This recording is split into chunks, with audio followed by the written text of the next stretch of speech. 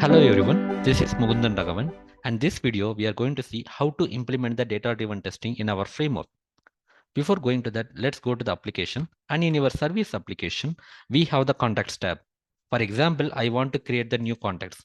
Click on the contacts tab and you will be having the new.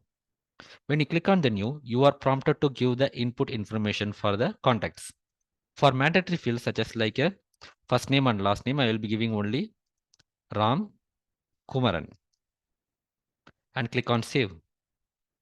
It will be creating the new contact and you will be seeing whether this name has been displayed inside the contact title. So this is the basic validation. And we are going to create the same scenario, same flow for the multiple rows or multiple data, which is called a data-driven testing. How to implement that? Now let's go to the VS Code. Here you can see in the home page after logging into that, we are adding one more method called navigate to the contact tab. Basically, we will be just clicking on the contacts tab. For example, if you go here, if you just click on the contacts, you will be navigating to the contacts tab where you will find the new button. Then after going to that, since we are going to the new page and clicking on the new events, we will be having the different page again, which is the contact page. In the contact page, we are doing only two main actions. One is creating the new contact and validating whether the newly created contact has been displayed or not. So we have written the same steps by using the simple locators. And here you can see along with the steps, we have written the logging methods also. For example, logger.info, new button is clicked, first name is filled, second name is filled, and error clicking save button in case of failure, or save button is clicked. Then in validation, we are showing the new contact has been created with the given first name and last name. And we are validating the same thing. So this is the simple steps for the contact page. Now let's go into the test cases. This is a simple test case.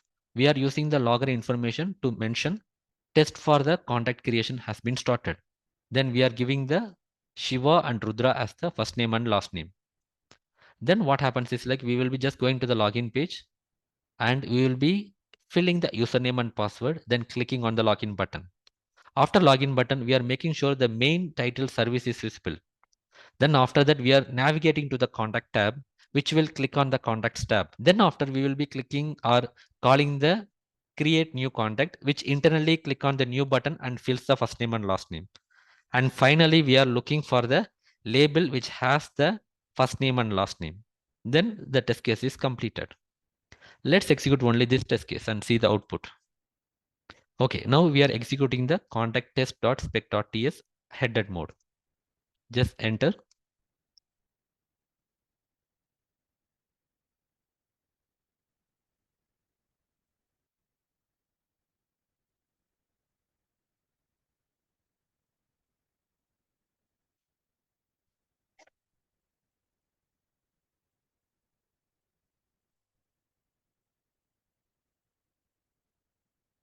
Execution is completed. And if you want to see the report,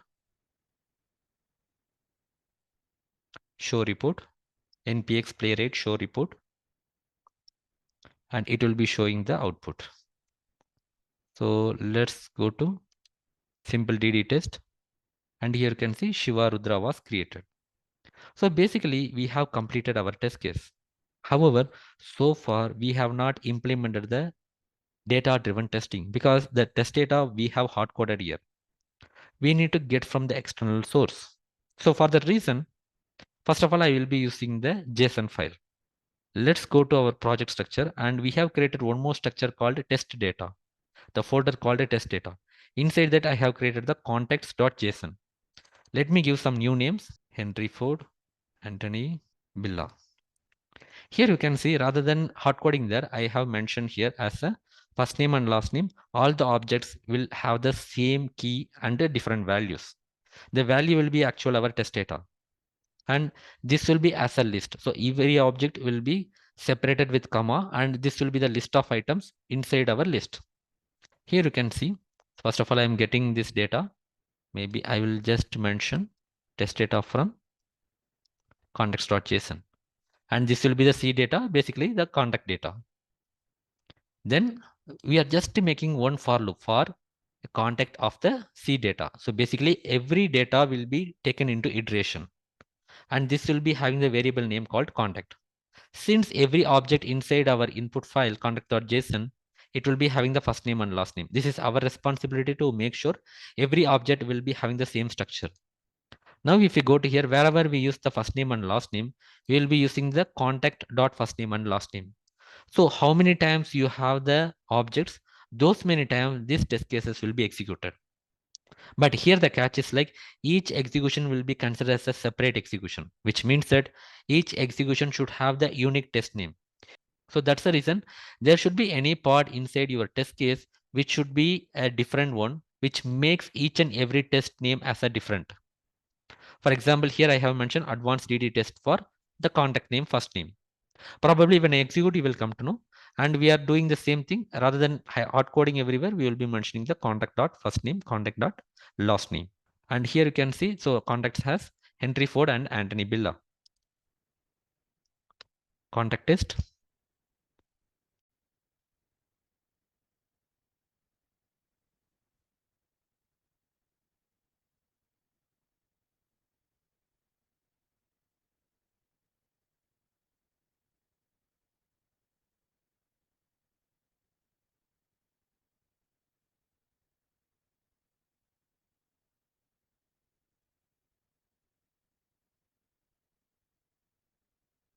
Here you can see new contact created for Anthony Billa and new contact created for Henry and Ford. Here you can go and npx playwright show report, enter. And here you can see the test name has been shown as advanced DD test for Henry, advanced DD test for Anthony. So which makes a different test case name. And if you see the screenshots, Henry Ford was created. And if you go back again, Anthony, so Anthony also will be showing Anthony Billa was created. We have just called the JSON file and we have done the data-driven testing. Here just only the for loop and importing the JSON file. There is no special utility required.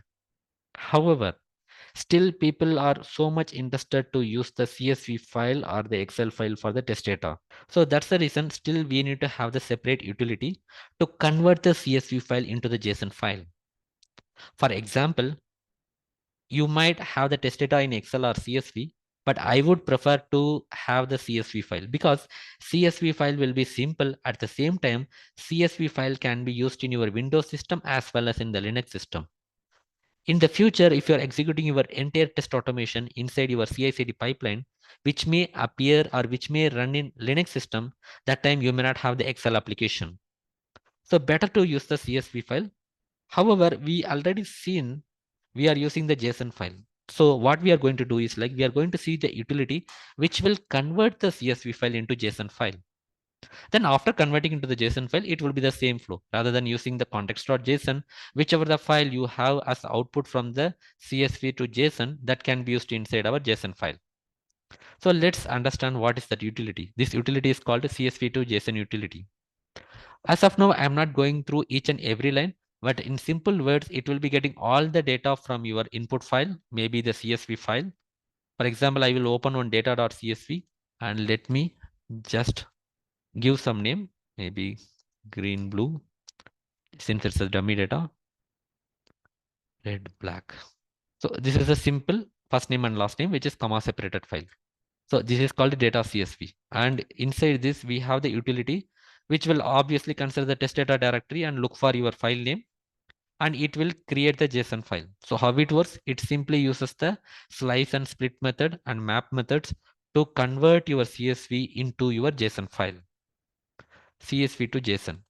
And here, just enable this.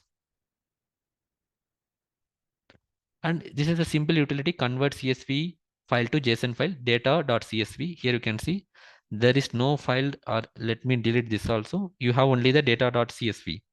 And here I have mentioned the output as data demo.json. So simple as it is.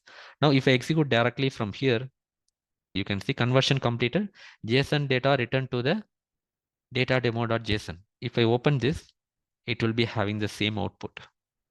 So basically, it will convert your CSV into JSON file. For example, here it is a data demo. Now, if you go to here and if you convert the context to data demo, let me change to data demo JSON. That's all. Then again, you can execute the same. So basically now we can directly use the JSON file as our test data. And this test data will be used inside our test cases by simply importing the JSON file and using the simple for loop.